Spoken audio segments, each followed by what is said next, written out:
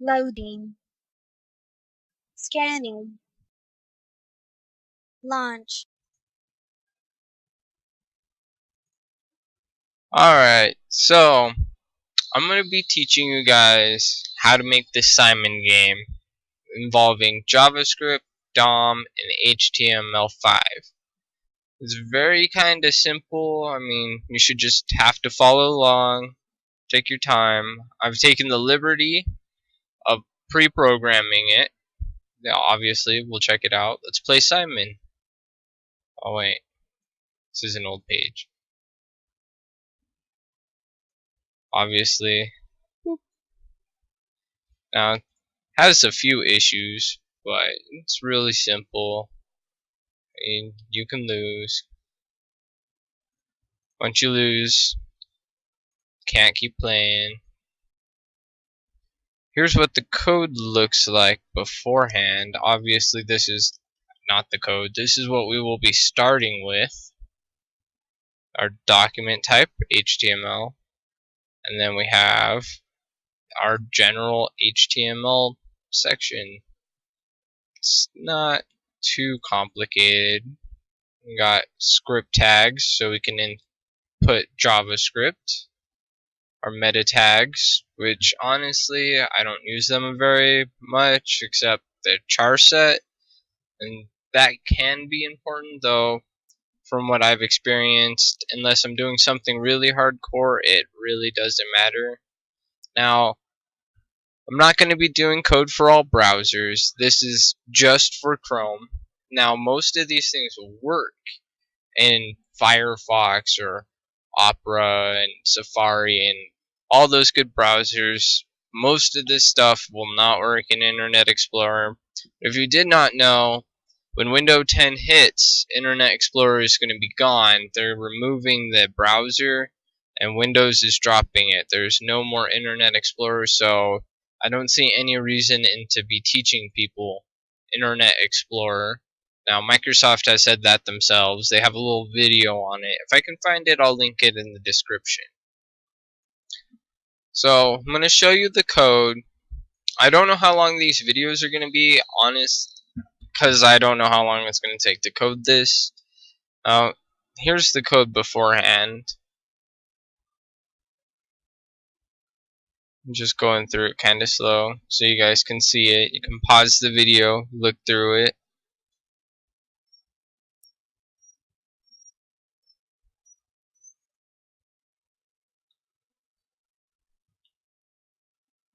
Yep, it's just the simple code right there. It's only 3,445 characters and 240 lines. That's really small for a lot of programs. So, we're going to be doing all of this amazingly with you, but you can do it. So I'm going to start with a blank HTML file, or what I said I was going to start with, this simple amount of code. It's in the description, so whatever editor you want to use, Notepad, Notepad++, whatever. You have all this in the description, just paste it in, file, save as. Of course, I have it saved over here. You can see it, Simon Game. You want to save it as a .html. And you would click save and it would put it right there, but I'm not going to do that because I have it. So first we're going to have to get what's going to be printed on the page, the HTML, before you could even begin to program the scripts or the styles. It would make it very hard to try to do the script or style first. So I'm going to put in center. It's an outdated tag, but I enjoy it because it just makes things so much easier, and that's really all that matters, is how easy is it for you. There's no real right way to program, so at least from what I learned, everyone has their own style. I mean, of course there's a specific way you should follow, but even looking at websites and viewing their code, everyone has their own preferences in doing things. So I'm going to make an input. I'm going to give it type of a button, and I'm going to give it a value. And it's going to say, let's play Simon. And that's all it's going to be for now.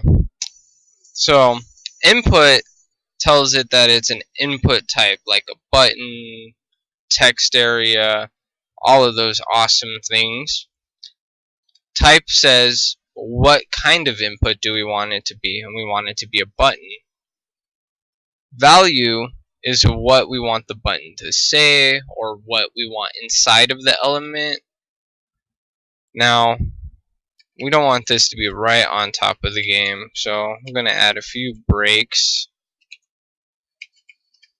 Then we can start doing the table, which is really easy. Just table tr tr. Now we want 2 table rows. The reason is a row goes over and under each other. Like if you look at a calendar, you have 4 rows and 7 days, and we want 2 cells in each row.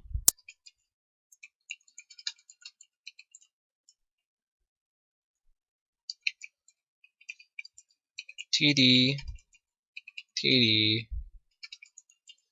TD. Alright. So, and then now we could use the TDs themselves, but I really enjoy using the divs to do this. So what we're going to put in each table dimension is div. We're going to give each div an ID because we want these to pretend to be buttons. Button 1. Now this is the identification of the div. We know this div is button 1. Class equals red. Now you can put anything in the ID or the class, but just to make it easy, we're going to give it a class of red. And I give it a different class and ID because I don't want to have, in some more complicated programs, to really be trying to figure out all of that stuff. And it just makes the flow easier to do. ID is for scripting, classes for CSS.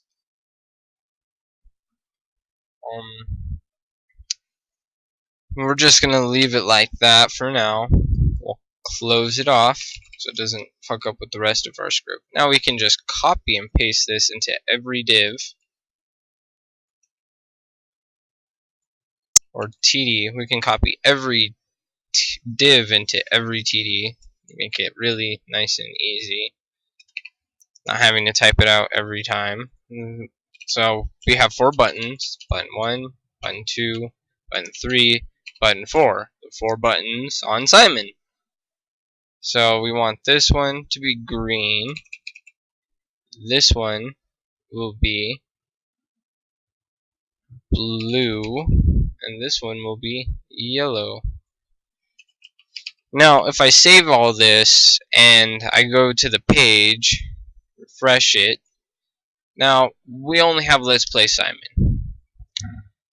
But that's alright. That's all we should have at this moment. We haven't given anything any other styles. Matter of fact, we should give our table a border equal to 1 so we can see that. Now we should be able to see the table. Oh, I clicked my calculator. We should be able to see the table right here. Look. Oh, look. This nice tiny little square. Alright. So we got our divs. We got our TDs. Everything's going nice and smooth. So in this part, we're now going to start working on our styles, our CSS. So we want to target the div with the class red. We want to open and close that off, and we want to say it has a background color red. We want to do this for each one, of course. Background color green. Div yellow. Background color. Well, I skipped blue, but the order doesn't usually matter. I mean, of course it does, but we're targeting different divs right here, and we don't have a full set. So div dot blue background color blue, of course. Now we want these to actually be something decent sized. So we're going to target all the TDs they're in, and we're going to give them a width and height of 250 pixels.